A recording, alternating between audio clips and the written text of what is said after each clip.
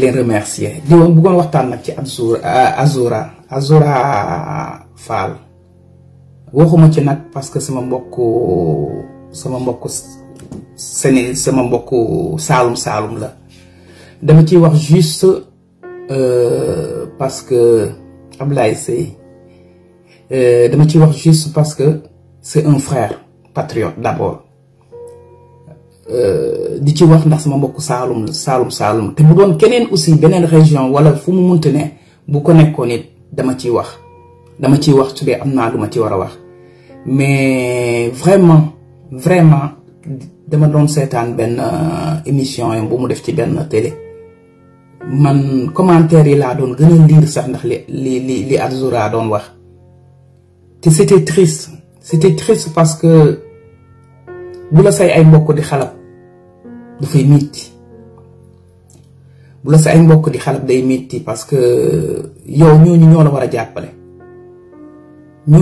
a jàppale mais j'ai vu que en fait dañ ko jàppee je sais pas bëgguma sax aw ci wax ba mais pour vous dire c'était pas bien te man de Adji Ndao je dis que bu dee xaw ma nan lañ koy wax ci olof mais c'était humiliant parce que ñun nañ fàttali ko Azoura bu démb bi nga xam ne moo doon téye suñu drapeau bi Azoura bu doon rëng-rëngi ci parti bi ñun ñëpp ñu ko doon saluer xam nga ne Azoura ku nekk di ko tàccu tey bu ñu demee ba gis mu yor nekk ci état bi nañu delluwaat xool démb xam ne kat am na état bi mu nekk am na lu ko waral parce que nag ku la ko wax ak ku la ko waxul kuy jaay ne je suis le plus fort ou la plus forte yëpp dafa am lu muy nëbb rek am na ñoo xam ne nag ça peut se voir visiblement parce que Azoura ku ko xool rek xam ne bi muy génn prison xam ne y avait quelque chose qui n'allait pas physiquement tu voyais qu'il était malade waxatuma la nag psychologiquement donc il y avait tous ces facteurs lii nag j'interpelle déjà pro d'abord parce que nag nit ki booy ànd ak moom te dem ba xam ne nekki na kii melokaanam xaw na ute ak melokaanu démbam yow yaa ko war a mën a gën a jàppale ak sa famille aussi xam nga mais bu ñu ko xalaat nañ ko jël accueillir ko jéem ko jàppale parce que moom peut-être man ce que j'ai lu sur Azoura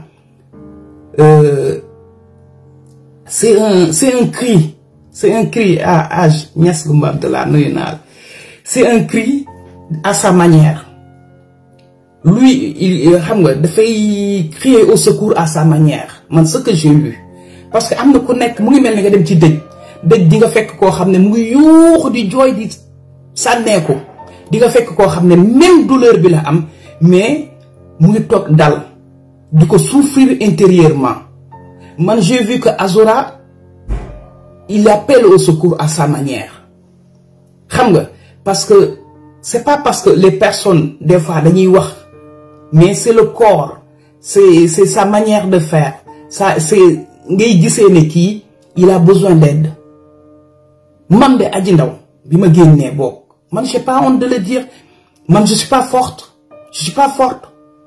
et quand je suis sortie j'ai vu que ça n'allait pas mais j'avais pas le temps de m'arrêter le temps que j'avais en prison je l'avais plus dehors amatuma même temps bi comprendre nga je devais battre campagne et je voulais gagner donc je me suis dit ok Adji yow ni nga mel li ngay ressentir tu le mets de côté ba élection yi jàll ba nga ñibbi am na ñoo xam ne bi ma génnee tout de suite dañ ne ma demal nga gis sëriñ lii bon j'ai dit waay par politesse ma ne leen waaw xam nga mais moi je savais que ça n'allait pas physiquement ça n'allait pas intérieurement ça n'allait pas mais boobu lu ma gisoon mooy campagne bi battre campagne ñu gagné après le reste ñu door ko xalaat waaye Thiam Bas mon frère nuyu naa la mon frère de longue date nuyu naa la Bassirou donc Bassirou bi xam na Azoura bu baax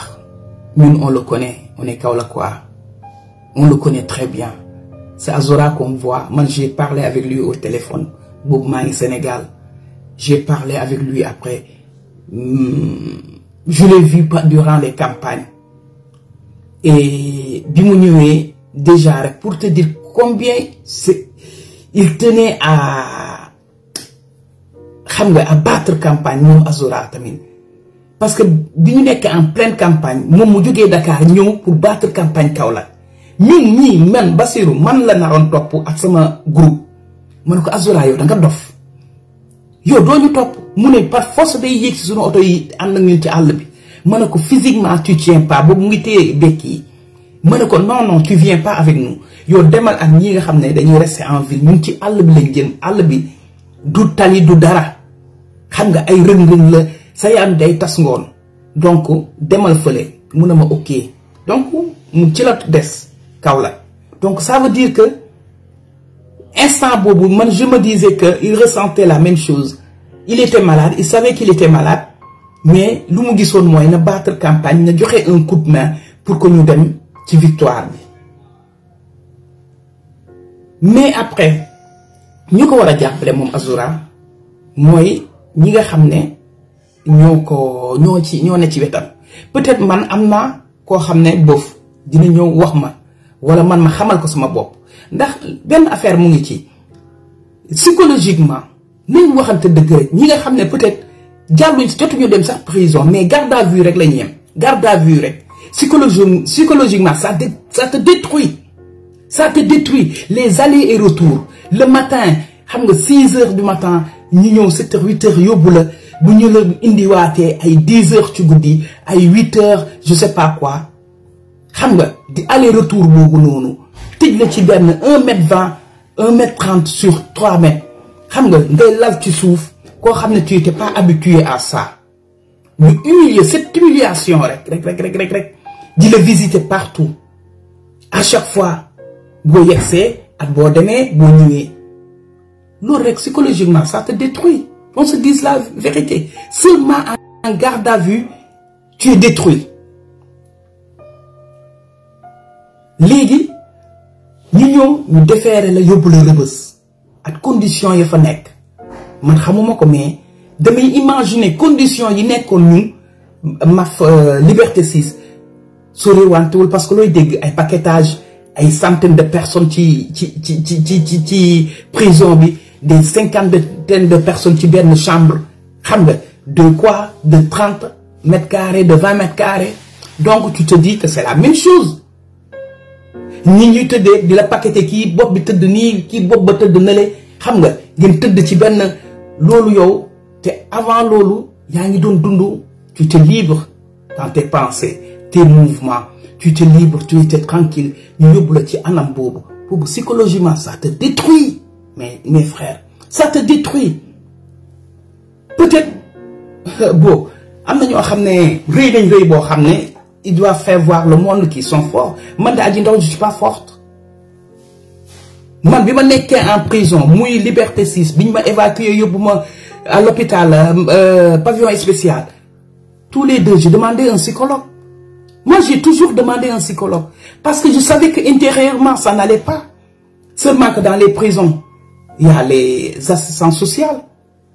Mais, psychologue, amoufa, nous avons une assistance sociale pour l'assister, mais un psychologue. Les gens ont besoin des psychologues.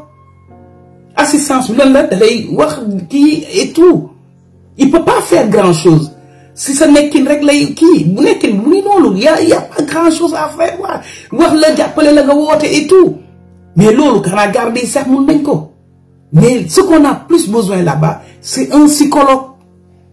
Quelqu'un, il y a des gens qui sont là-bas depuis des années.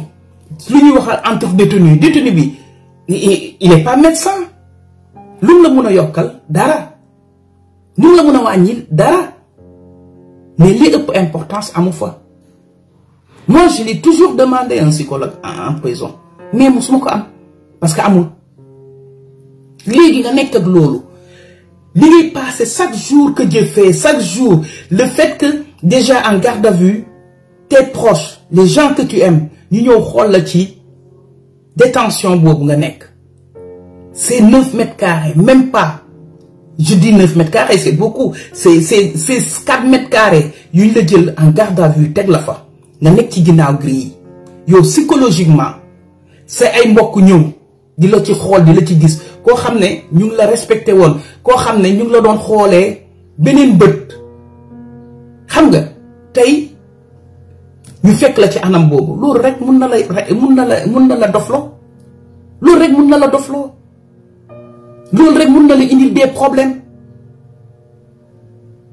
man de Adji ça m'a détruit bu ñu ñëwaan fekk ma en garde à vue samay mbokk samay xarit mon collaborateur Pape Camara dama doon ree nii mais dedans j'étais loolu Anta Lay Fall moo leen ko mën a wax dañu doon bu xasee ba dem dama doon jooy ba dootuma mënati parce que je savais pas que ndax ñoom comprendre nañ pourquoi j'étais là-bas que j'étais là-bas ñoom ñu may xoolee ne ah kii vie bu mu tàmm ak fii mu nar a tëdd parce que sama famille ñoom le problème mooy man nan laay def ba adapté wu ci condition yooyu ñoom xalaatuñu woon prison bi de ñoom sama adaptation ñu loolu moo doonoon seen problème mais donc il fallait que je fasse voir à eux parce que les gens que tu aimes tu veux pas qu'ils souffrent que non je m'adapte je suis bien ça va mais dedans la vraie Adji elle était détruite ça n'allait pas ñu jógee foofu et je pense que c'est la même chose à Azoura qu'ils le disent ou pas ñu jógee foofu ñu yóbbu la en prison nga ne tëll fekk des centaines de personnes ci benn endroit ñu jël la simmi la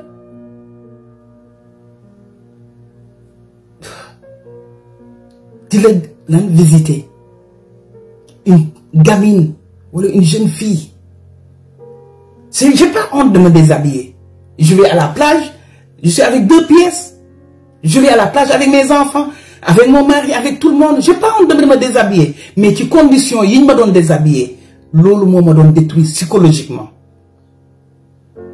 nga pare ci loolu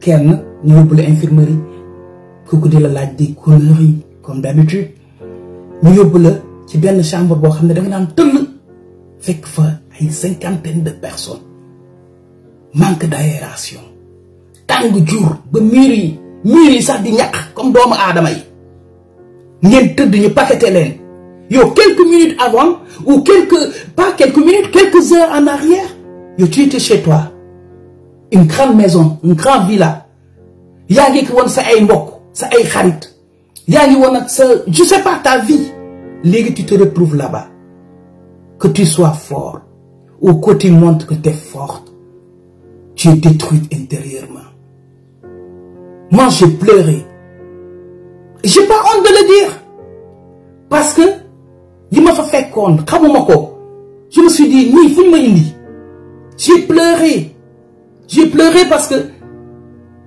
instant boobu maa ngi xool yeneen xale yu jigéen yi fa nekk depuis te xamuma leen comprendre nga je dois dormir avec ces gens que je connais pas je dois aller aux toilettes avec ces gens que je connais pas c'était pas le milieu mais conditions de vie bi c'est ça qui m'a fait pleurer ñii nan lañ mën a nekk depuis des années ou des mois fii c'est ça qui me faisait pleurer parce que Adji n'est pas forte Adji a ses émotions comme Azoura a ses émotions mu ngi nekkoon këram nekkoon ci jàmmam nekkoon ci ay activités nekkoon ci li ko neex ñu jël ko tooñ ko dugal ko ci biir prison dégloo ko conditions yoo xam ne encore pire que liberté 6 chez les femmes foo xam ne paquetage bu gën a métti ba nekk fële la foo xam ne conditions de vie c'est désagréable mais c'est normal que Azoura bu génnee mel nii mais ñun ñoo ko war a mën a jàppale ñun ñoo war a dimbale Azoura mais pas xalab ko parce que nit ki peut-être am na koo xam ne dina ñëw ne waaw je suis malade j'ai besoin de ça parce que man bi ma jógee foofu Sénégal je suis revenu en Suisse parce que man toujours je me dis nit daal doomu aadama pas je répète Azoura lu ma waxuluma ko lii parce que waa Kaolack la parce que peut-être je suis immigré ndax ñun immigré yi ba boog bu ñu gisee nit bu ñuul rek quelque part dara jot ko fii en Europe tu n'as pas besoin de savoir ban nationalité na ñuul rek ku ni yow xam nga na ñuul na doon nit bu ñuul nga gis ñu koy toroxal yow en tant que nit ku ñuul sa xol day laaj da ngay taxaw di nga jéem a xool qu'est-ce qui ne va pas xam nga wax ak moom jéem ko défendre ñun boog immigration loolu la ñu jàngal nit bu ñuul foo ko fekk bu nekkee ci ay conditions yu désagréable da nga koy jàppale ba mu génn ci bu ko fekkee ñu koy néewal doole nga taxaw défendre ko man je défends Azoura parce que d'abord nit bu ñuul la parce que d'abord sénégalais la avant d'être Saloum xam nga ñun loolu la ñu jàngal fii je me rappelle c'était en 88 ou 89 des années en arrière j'étais toute petite pour vous dire que immigré boobu j'étais toute petite ma romb nii rek tombeek benn ay policiers nekk ci benn xale bu góor nit bu ñuul di ko bëmteeg kii ko ci capote bi ba léegi affaire boobu ça m'a touché parce que j'étais une gamine je comprenais pas gis nañu dóor ko ci kii bi pour mënate ko ma taxaw man dama ñëw rek song ca yëf ya xamatuma temps ba may nekk xale nag dama tàngoon après noonu xale bu góor bi xama luñ ko kii mu jël passeport am rek dóor ci table bi muy passeport américain du ma ko fàtte mukk rek policiers yi def marche arrière moo tax liggéey ba sa réew fu mu dem ñu respecté ko ndax passeport am c'est très important xale bu góor bi daf ne rëll passeport bi rek ñëw ñu def marche arrière man xamu woon sax ne passeport américain la mais ci saa si ñu changé comportement mais man j'avais fait ce pas parce qu'il était noir pas parce qu'il était américain je savais même pas qu'il était américain parce que nit ci ñuul dañu war a jàppale waxtuma la ngeen bokk benn kaw mbaa ba li ko ci dal fekk ko ci nga dégg ñeneen ji bind nekk waaye détenu la waaye mais détenu am na ku nekk na nga koy dundee kii dina ko dundee nii kii dina ko dundee nële xam nga bof man c'est ça que je vois quoi pas ngeen topp ko di ko mittital di ko naqaral xam nga c'est malheureux quoi c'est malheureux parce que ñun ñoo ko mën a jàppale ñun ñoo ko mën a dimbale mu jógee foofu ci lu mu métti ci li métti lu mu nekk man j'ai pu demander secours j'ai pu parce que man j'ai pas honte quand j'ai mal je dis j'ai mal bi may yegsee tak avant may yegsi sama jëkkër woo na psychologue bi il a pris rendez-vous bi ma ñëwee le deuxième jour ma dem je suis assise devant le deuxième jour quelques jours après ma dem devant le psychologue parce que c'est quoi j'ai besoin d'aide Azoura nañ ko jël yóbbu ko un psychologue Sénégal nag boo waxee ay sëriñ la ñu wax lii c'est pas une question de sëriñ c'est une question de psychologue bi moo lay jàppale man avant ma doon dem ci psychologue bi j'ai pas honte de le dire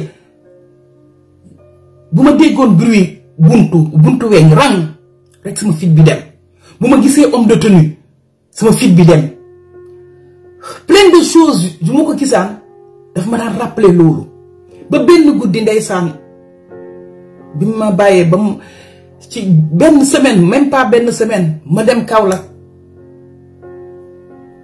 tëdd noonu ci lal bi après c'est pas waaw tëdd sama petite sœur Ndeye Marème ndeysaan ñu woon pour xool juste comment j'allais quoi mais bi mu ne ma Adji Ndao ak tëb bi ma tëb ba moom ci boppam dafa tiitoon mu ne ma Adji lan la ma ne ko non je voulais être forte ma ne ko non dara dama doon kii rek moom elle a vu que ça n'allait pas mu ne ma Adji doo dem ñibbi yow ça ne va pas ma ne ko non dinaa ñibbi après parce que boobu dama doon xaar élection yi et on en a parlé man ak ma petite sœur je lui ai dit les trucs qui me faisaient peur après xam nga parce que j'ai pas honte ñi la bokkal ñoo la mën a jàppale quand même efficace ñi la bokkal xam nga bi ma ñëwee mon mari il a appelé le psychologue dama dem ci psychologue j'ai tout déversé ce que j'avais dedans pendant 7 mois tout ce temps-là je l'ai sorti parce que boobu sama dënd bi c'est vrai que dañ ma doon gis may kaf di ree xam nga li ñaan bëñ li ko lal deret la li ci suufam xam li ci biiram deret la dëgg la danaan kaf di ree dem campagne et tout, mais Adji, la vraie Adji dedans n'allait pas. J'avais besoin de parler, j'avais besoin de dire les choses que j'ai vécues. Du manière que c'est, même avant même une semaine bobo, avant, pour vous dire une anecdote, un exemple, pour vous dire que Azura, nous sommes man bima yexé la différence entre le médecin et celui qui n'est pas médecin bima yexé j'avais vu un changement ici à la maison man Adji Ndao ma don gis changement bo envers mon mari. Je me suis dit dans ma tête, c'est pas l'homme que j'avais épousé, c'est pas l'homme que j'ai quitté il y a 9 mois en arrière. Di def ay xalaat yu ñang mo o Fala Fleur, parce qu'avec Fala on a lié une amitié plus que patriote, mais comme des sœurs. J'ai pleuré. J'ai vu que les froids, ça ne va pas. Fala avec sa gentillesse inespérable,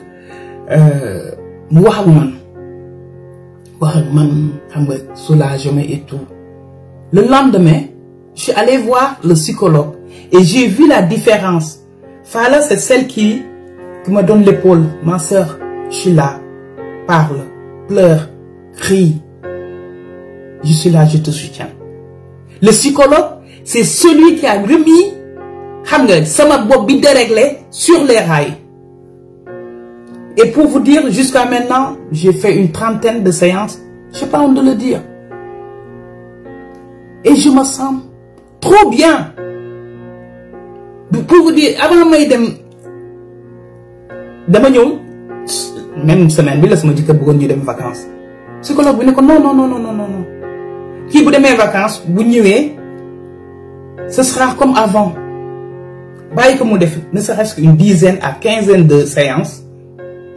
Nous regardons. Si ça va, elle peut aller en vacances. Comme ça, dina gëna savourer vacances. Effectivement, c'était ça. Même j'ai vu que si je demande avant vacances, ça n'allait pas. Mais quand je suis allée après, j'ai vu que j'ai savouré ces vacances. J'étais bien. J'ai retrouvé cette Adji qui était absente pendant 9 mois. Vous voyez? Mais parce que amna ñoo xamné ñuma jappalé muy sama borom kër muy sama copine muy mes propres sœurs, parce que nous on se dit tout. Mais est-ce que nous xalaat nañ ndax Azura il a ces mêmes chance? Est-ce qu'il y a ses parents ou ses amis ou ñi nga xamné ñoo gis né Azura bi du bu demb ba? Est-ce que ñun xalaat nañ lolu? Peut-être il l'a pas, le pauvre. Man bi ma doon dem ci amna ay détenus politiques yo xamné ñi ngi déggante bu baax. Góor même jigéen ñi neen ma ñoom dañoo rus a dem ci psychologue. Et non, pour te dire la mentalité des Sénégalais, ñoom dañu rus a dos dem ci psychologue. Parce que pour ñoom ku dof mooy dem ci psychologue, alors que c'est pas vrai.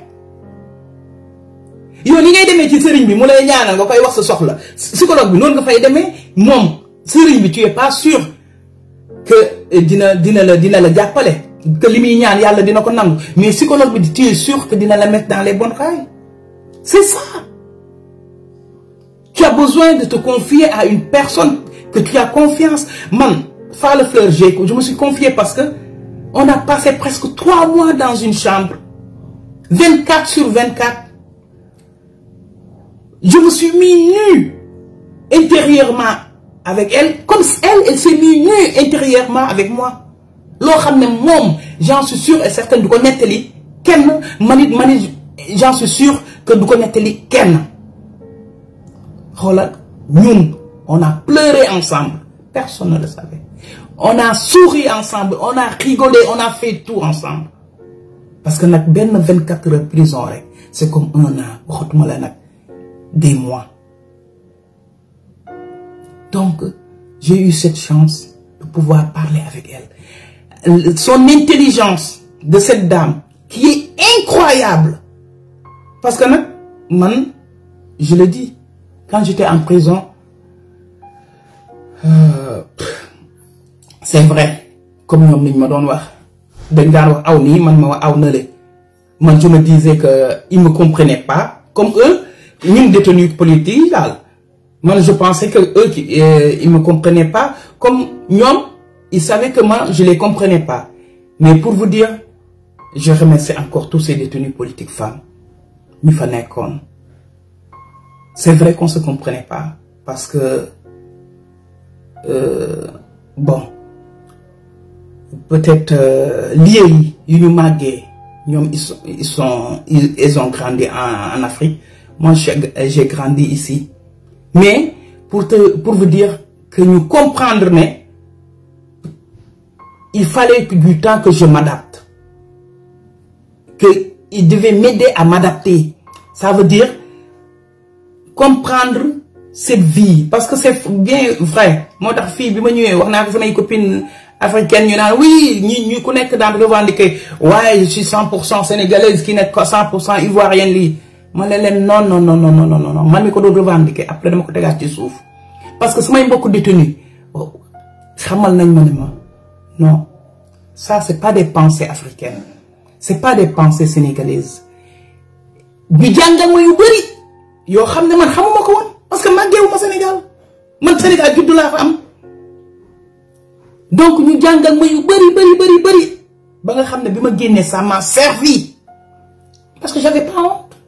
Début bi nak c'était pas facile dañ daan wax jëm ni ma wax jëm nalé xam nga mujj gi bo ma mère dem parce que je me disais mais elle vit où ces gens. Mais après j'ai vu que j'avais besoin d'eux comme eux. Tu vois. Mais je disais, Fala, intelligence, c'est autre chose. Elle m'a compris dès le début. C'est comme Pascaline Diatta, une Casamancière, ouais. Ces deux-là, défends-moi bien l'effort. On s'est contact. C'était des coups de foudre. On se comprenait. Moi, on a pas. Moi, ça m'a fait des ma petite soeur, mes petites soeurs ou ma grande soeur. Et pourtant, eux, même vécu, ils ont adman. Donc, ils me comprenaient très bien. Mais ça m'a fait petit monde là-dedans. Parce que je savais que Dina a une épaule fouf. Et l'épaule, elle me l'a donnée. Parce qu'elle est au-dessus de tout. Masha'Allah. Moi, j'ai eu cette chance. Mais est-ce qu'Azura a eu? Je me disais non, je pensais que mon mari était froid. Après, le psychologue, il m'a fait comprendre, ton mari n'a rien. Yo, il a changé. À cause de cette vécu. Yo, il a changé. Yo, il a dit ce qu'il mais amon. Voilà, il est là, mon mari. Bonjour à tout le monde. C'est Vatine. Donc, le psychologue m'a fait comprendre que man li ma doon xalaat amul man m'a changé man m'a bëgg éloigner sama jëkkër jox ma les causes le pourquoi et tout et tu me vois pourtant bëriwul ay lan boobu une quinzaine après de séances après tout est devenu comme plus qu'avant J'ai reconnu maintenant mon mari que j'avais épousé, l'homme que j'aime, l'homme de ma vie. Vous voyez? Mais il a fallu un psychologue. Donc, nañu jàppale Azura nañu ko jàppale te yàlla tax kii mun na am wërsëgu yàlla jàppale ko mu am ñu ko jàppale kii mun na am comme je disais tout à l'heure ay détenus yu ma woo ne ma ñoom dañu ruus dem ci psychologue parce que psychologue peut-être dañuy foog ne dof lañ dem nañ ci sëriñ bi dem nañ ci lële après man xamuma lu ma la ñuy wax mu ne ma je vais pas voir un marabout je vais voir un psychologue quand je vais voir un médecin quand je suis malade man loolu laa xam donc ñu jàppale ko ci comme nit buy je sais pas bañ a xalab daal bañ a dimbale ko te yàlla tax voilà